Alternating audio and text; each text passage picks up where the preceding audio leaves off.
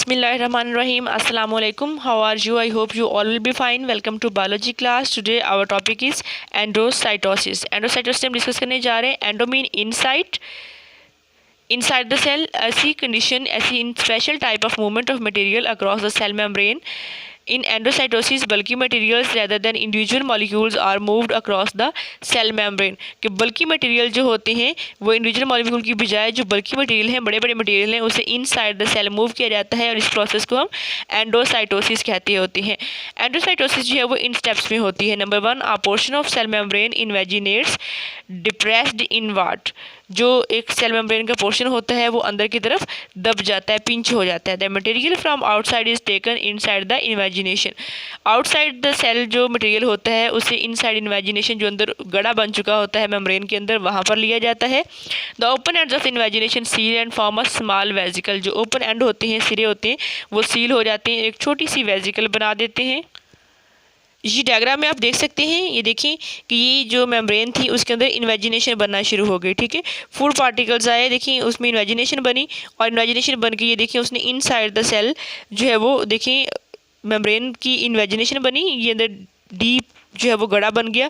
ये food material इसके अंदर आया, इसने यहाँ से ऊपर से अपने आप को बंद किया और ये इन द सेल आ गया. अब ये सेकेंडरी लाइसोसोम के साथ फ्यूज़ होगा, वहाँ पर फूड की डाइजेशन होगी.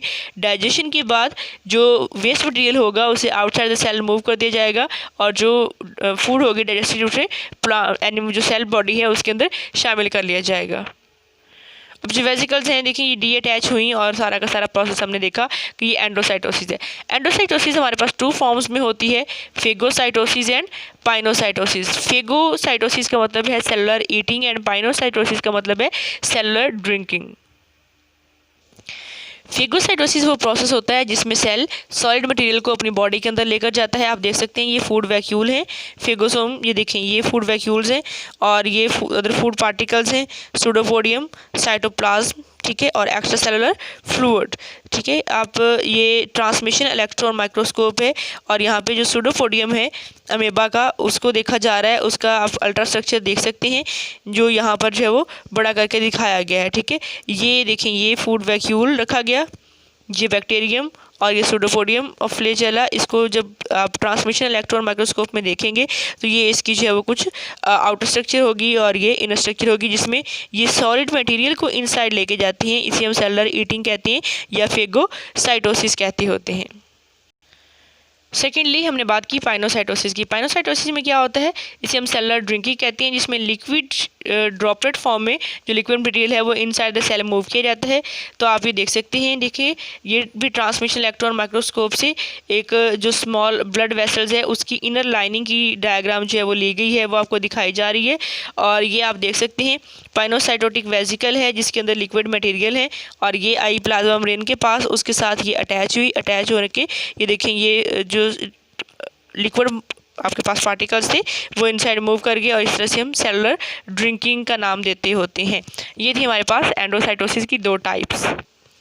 नेक्स्ट हम बात करने जा रहे हैं एक्सोसाइटोसिस की. एक्सो का मीन होता है outside the cell. In this process bulk material is exported out of the cell. जो बल्कि मटेरियल है उसे सेल से बाहर एक्सपोर्ट किया जाता है. इसके स्टेप्स कौन कौन से हैं आप ये डायग्राम सामने देख सकते हैं. बल्कि material is packed inside the membrane and vesicle is formed.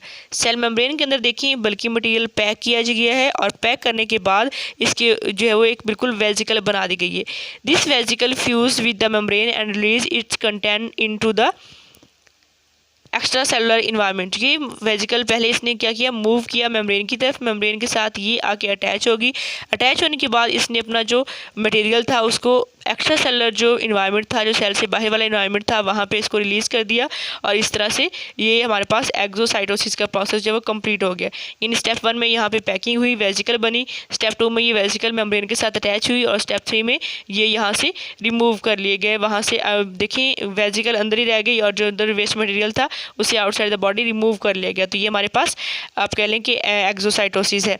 इस प्रोसेस में नई मेम्ब्रेन जो है वो अंदर ऐड की जाती हैं. जो एंडोसाइटोसिस में मेम्ब्रेन लॉस्ट हो चुकी थी, यहाँ पे वो मेम्ब्रेन की रिपेयरिंग हो जाती है, क्योंकि एंडोसाइटोसिस में मेम्ब्रेन इस तरह से आउटसाइड की तरफ बनती है तो वो रप्चर हो जाती है, टूट जाती है. तो एंडोसाइटोसिस में मेम्ब्रेन टूटती है और एक्सोसाइटोसिस में उस मेम्ब्रेन की रिपेयरिंग हो जाती है.